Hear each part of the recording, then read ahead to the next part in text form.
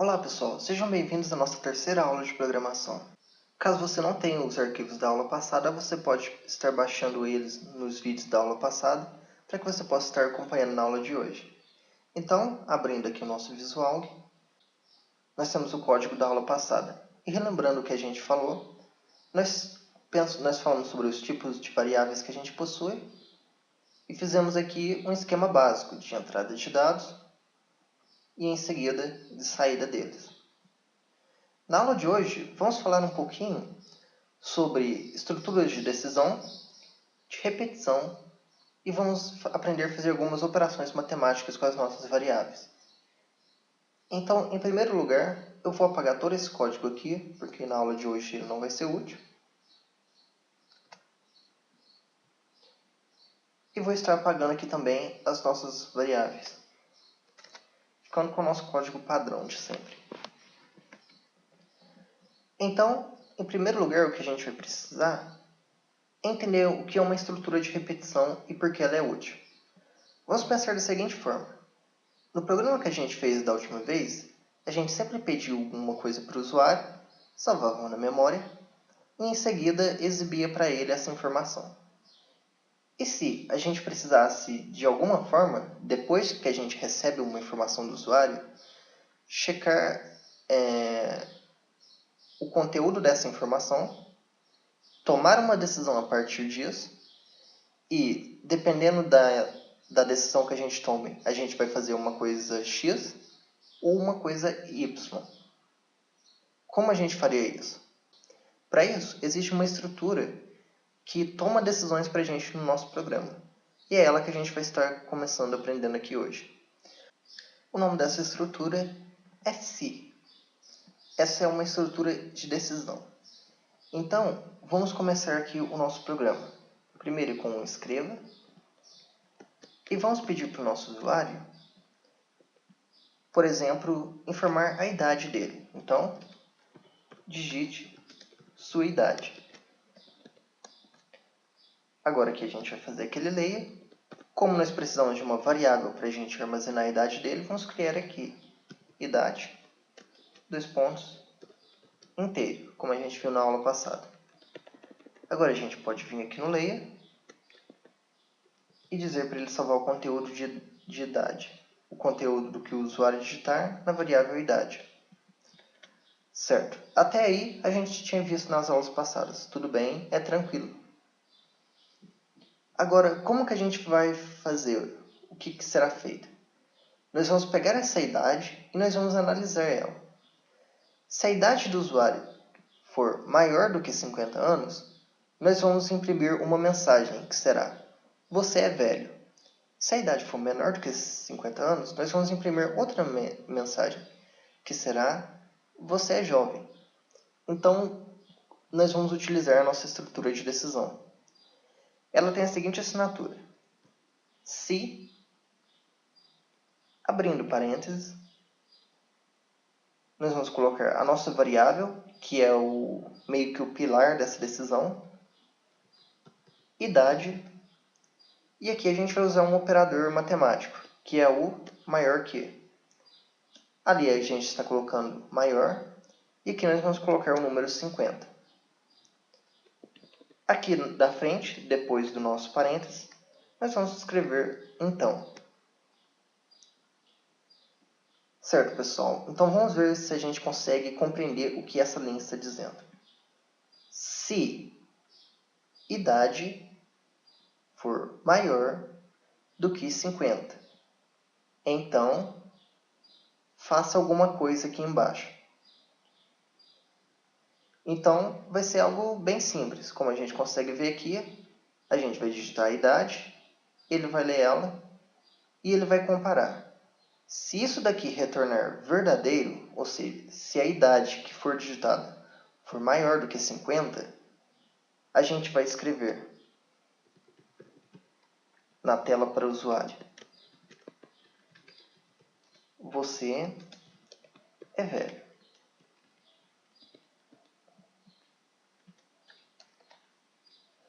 Agora, e se essa idade for menor do que 50? A gente tem que escrever outra coisa. Então a gente escreve aqui, se não, pula uma linha, e a gente pode colocar, escreva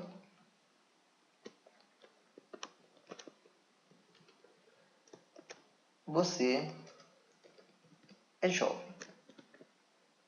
Vamos só ajeitar aqui a tabulação. Beleza. E aqui, para a gente finalizar, a gente vai escrever fim se. Olha só.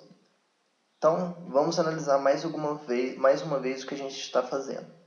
Se a idade digitada for maior do que 50, então ele vai escrever essa linha.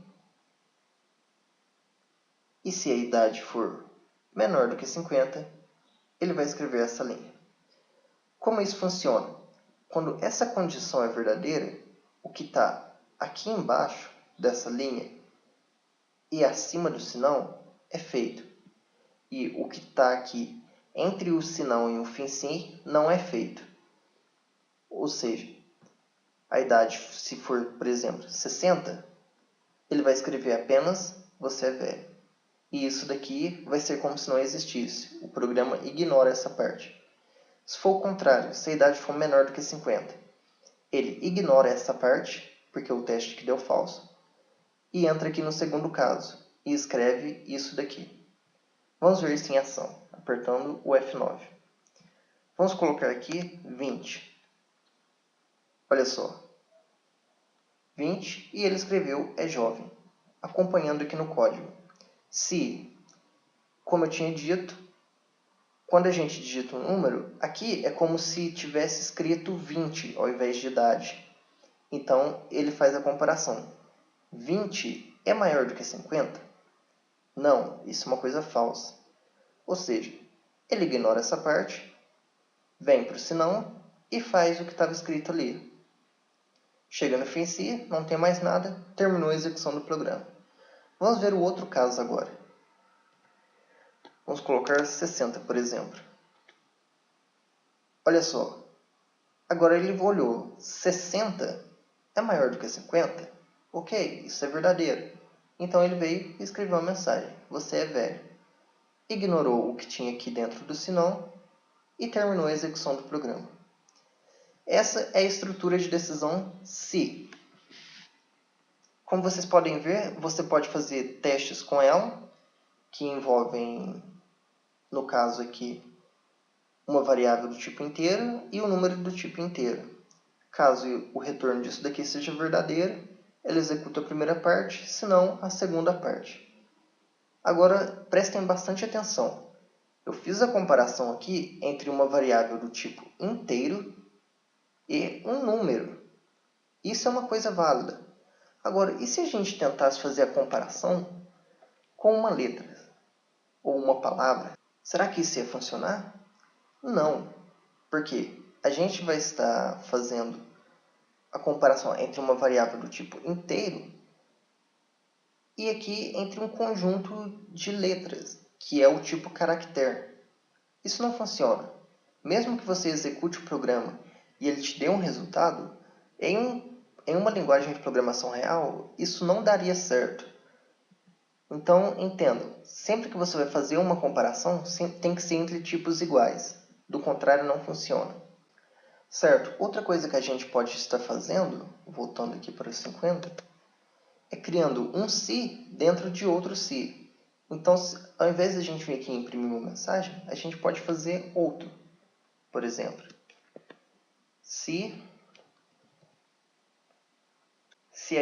aqui no nosso primeiro teste, a gente viu se a idade é maior que 50. Se a idade for maior que 50, a gente vai ver se essa idade é maior do que 70. Então, escreva.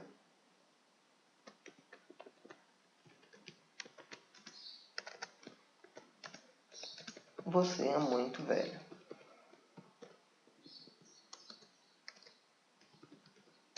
Se não, escreva.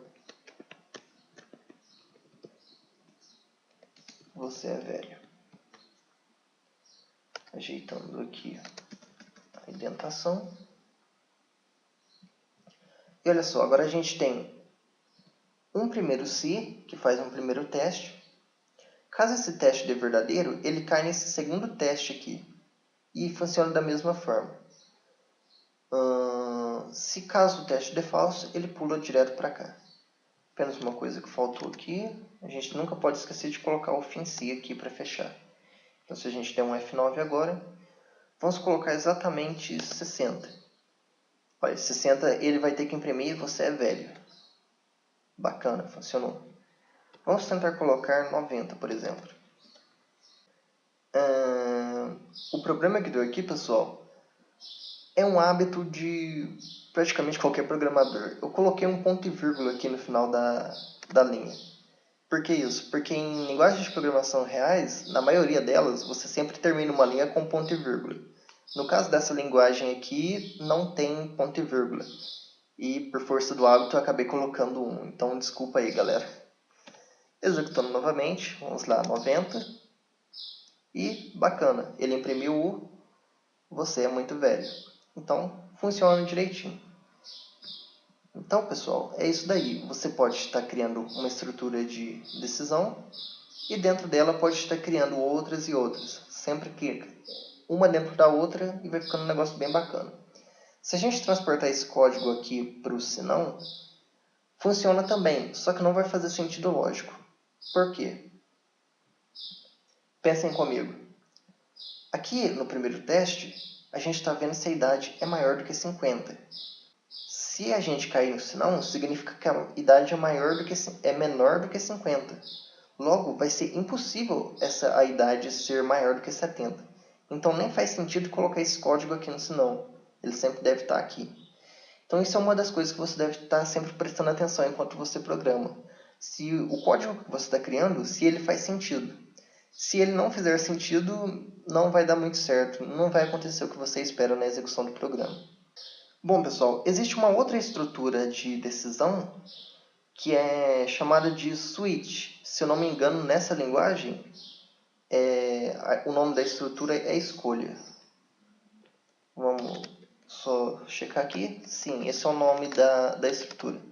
Porém, eu não vou estar ensinando ela para vocês, porque ela é um pouco diferente aqui nessa linguagem do que em outras. Isso pode acabar confundindo vocês.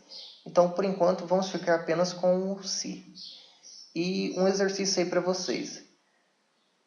Façam algumas coisas aí com o se, façam qualquer decisões aí, tentem comparar dois nomes, peçam para digitar dois nomes, façam a comparação entre eles. Se forem iguais, escrevam que são iguais, se forem diferentes, escrevam que são diferentes. Enfim, façam esses testes aí para vocês irem aprendendo e dominando a sintaxe. O próximo conteúdo que a gente vai ter para a nossa aula de hoje vai ser estruturas de repetição, que são, de certa forma, parecidas com as estruturas de decisão, só que com uma diferença. Como o próprio nome diz, elas ficam repetindo. Então, como isso funciona, mais ou menos? Em primeiro lugar, eu vou mudar o nome aqui da nossa variável. Vou colocar ela com o nome i. Para isso, a gente tem que mudar aqui também. Mais à frente no curso, vocês vão entender o porquê desse i. Por enquanto, apenas aceitem. E aqui eu vou mudar também para digite um número. Bacana. Agora, vamos imaginar um problema. Eu gostaria de digitar que uma mesma mensagem fosse escrita na tela 10 vezes. Como eu faria isso? Vamos pensar. Do jeito que a gente sabe fazer agora, se eu quisesse escrever a mensagem, por exemplo, Olá Mundo, eu teria que fazer isso daqui. Escreva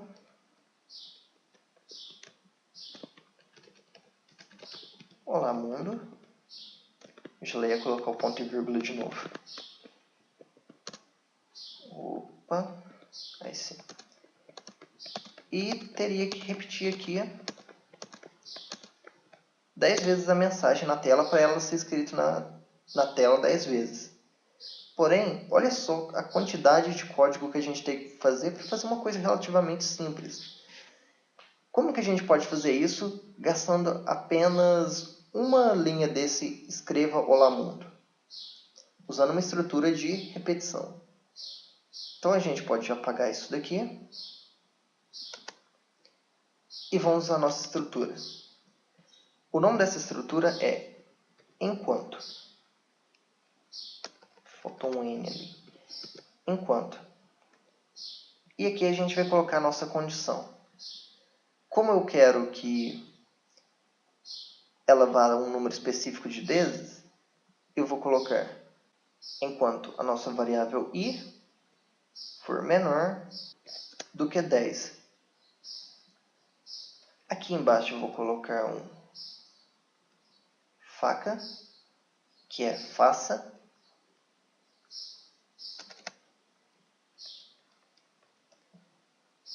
Ajeitando a indentação.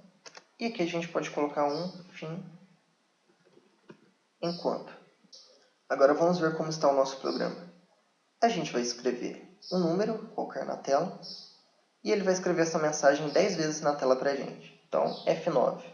Pessoal, um pequeno erro que eu tinha feito, o enquanto não tem aqueles parênteses. Você tem que deixar sem parênteses, ok? É apenas uma pequena diferença que tem aqui no linguagem, mas é tranquilo. Agora, lembram-se daquela coisa que eu tinha dito sobre o código fazer sentido? Vamos ver se o nosso código faz algum sentido. Eu pego um número que o usuário digita, vejo se ele é menor do que 10 e escrevo Olá Mundo. Faz sentido? Faz, ou melhor, faria se isso daqui fosse um se.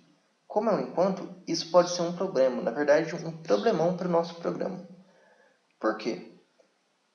Ele pega esse i, compara com 10.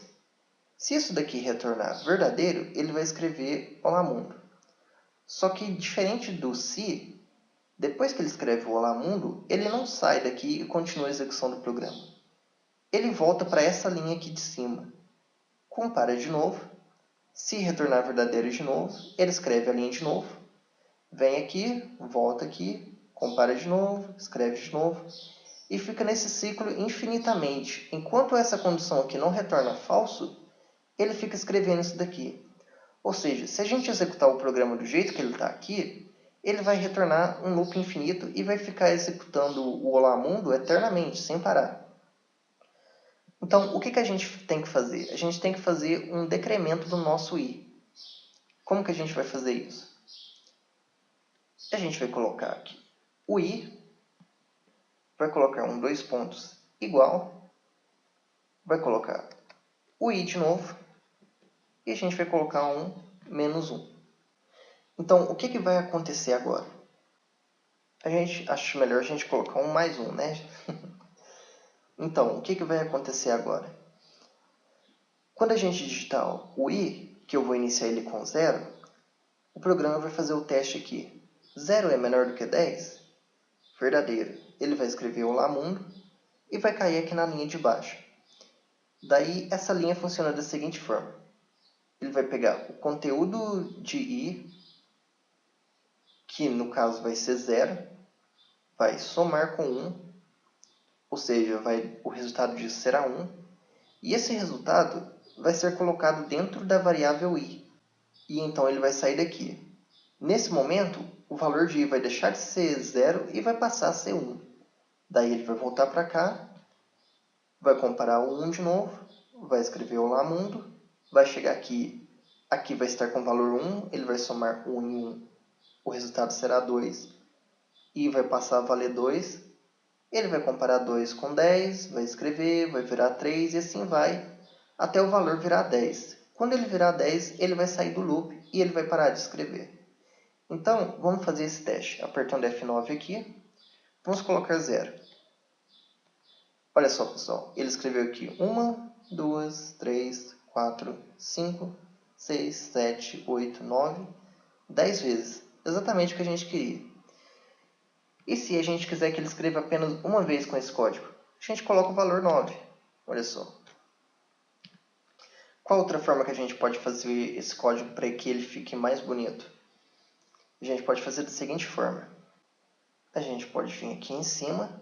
E agora eu vou estar introduzindo um novo conceito para vocês, que é de colocar uma vírgula aqui. E aqui eu vou colocar um num. O que essa vírgula significa nesse caso aqui? Significa que aqui a gente tem a variável i, E aqui a gente tem a variável num e as duas são do tipo inteiro. Por que é bom você fazer isso? Evita de você ficar criando várias linhas para várias variáveis. Se você tem duas variáveis e as duas são do mesmo tipo, você pode separar elas por vírgula e o programa vai funcionar assim de boas. O que mais que eu vou estar fazendo aqui? Eu vou mudar esse i por um num. Aqui, antes do enquanto, eu vou colocar aqui o nosso i é igual a zero. E agora eu vou deixar ali enquanto i for menor do que num. Agora vai ser diferente. Se eu digitar que eu quero 100 vezes, ele vai escrever isso daí 100 vezes. Se eu digitar que eu quero 1000 vezes, ele vai escrever 1000 vezes. Se eu digitar que eu quero 2 vezes, ele vai escrever 2 vezes. Então, bora lá. 2, 10, 1000, que é para testar a potência do PC. Está escrevendo ainda, está escrevendo. Opa, escreveu 1000 vezes a palavra. Olha que bacana. Enfim, essa é uma estrutura de repetição, galera. Assim como o se, ele vai receber uma condição aqui, vai testar se é verdadeiro ou falso. Porém, diferente dele, se a condição for verdadeira, ele vai continuar executando isso daqui infinitamente, até que em algum momento ele pare. Por isso que é muito importante essa linha daqui, e desse i. I vem de iterator, ou seja, uma variável que faz a interação desse laço de repetição. Enquanto o i for menor do que num, isso daqui vai estar rodando. Então, se a gente não fizesse esse incremento aqui no i, vai chegar o i aqui de novo, e esse laço vai continuar sempre com o mesmo valor, sempre menor do que esse número, então ele vai ficar aqui eternamente executando. Por isso é muito importante que essa linha exista. Certo, pessoal? A gente já pode apagar isso daqui. E vocês já devem ter visto que eu estou usando isso daqui sem ter falado o que era. É porque eu estava aguardando para agora. Isso é uma operação que a gente tem na programação que tem o nome de atribuição, que é quando a gente pega um valor e coloca para a nossa variável. Até aqui a gente tinha visto que a gente pegava o valor que o usuário digitava do teclado e colocava na variável através do comando layer. Porém, quando a gente precisa trocar o valor dessa variável no decorrer do programa sem a necessidade da interação com o usuário, a gente pode usar esse tipo de coisa aqui para fazer a atribuição do valor. Aqui eu estou colocando o valor de i como 0, mas a gente pode colocar 10, 100, 1050, enfim, qualquer valor, desde que seja do tipo do i. Se a gente tentar colocar uma letra aqui, vai dar problema do mesmo jeito, igual dava lá durante a digitação. Então, como eu sempre venho falando, sei que pode parecer meio repetitivo ficar ouvindo isso toda hora, mas é algo que precisa ficar muito claro na cabeça de vocês. Sempre coloquem o tipo de valor que você vai colocar na sua variável que seja compatível. Se não for, vai dar problema no seu programa. Bom, pessoal, eu ainda tenho mais uma estrutura de repetição para mostrar para vocês agora, que ela é exatamente igual a outra, é um pouco forte, mas faz a mesma coisa que a outra, só que de uma forma diferente. Essa aqui é a estrutura, é o para. Ela funciona da seguinte forma: você coloca para, você vai colocar a sua variável que você vai estar usando. Só um minuto, esqueci de colocar o i aqui igual a 0. Pronto. Você vai colocar para a sua variável de controle, que aqui eu vou estar usando o i, até você vai colocar o limite, ou seja, até onde que ele deve ir, que no caso a gente está usando o num, e a gente vai colocar aqui farta. E aqui embaixo a gente pode colocar escreva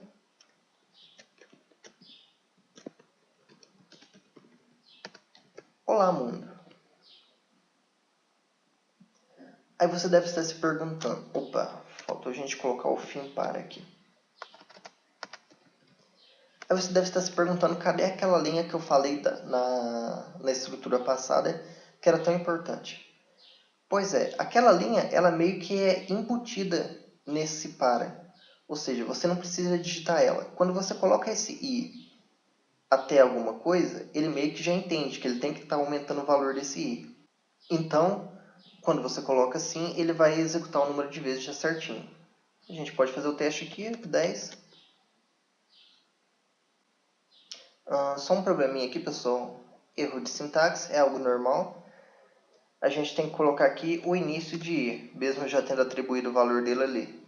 Ou seja, a sintaxe completa fica para i de 0 até o número que a gente quer. Então, agora sim, a gente pode colocar aqui o 10 e ele vai escrever 10 vezes. Então, pessoal, eu sei que esse par aqui ele pode parecer muito complicado de lembrar como é a sintaxe dele aqui no Portugal. De fato, eu mesmo, quando aprendi a programar, quando eu vi esse par, eu falei, meu Deus, eu não quero mexer com isso. Porém, em linguagem de programação de reais, é muito mais simples utilizar ele. Aqui eu não sei o que os caras fizeram, que eles conseguiram deixar ele muito complicado. Mas em uma linguagem de programação real, esse para vai ser muito útil para você. Então, o que eu recomendo você pode até deixar ele meio esquecido aqui no Portugal. Eu recomendo até que você sempre use o enquanto, porque ele é o que faz mais sentido dentro dessa linguagem aqui. Porém, quando você for aprender outras linguagens de programação, procure conhecer o equivalente do para naquela linguagem, porque ele é muito útil, facilita muito a sua vida, dependendo do caso. Bom, pessoal, acho que isso encerra essa aula. O arquivo novamente vai estar disponível para você na descrição. Vou editar ele aqui, vou colocar as 3 estruturas nele aqui, para que você possa estar testando aí. E isso aí, nos vemos na próxima aula. Valeu, falou!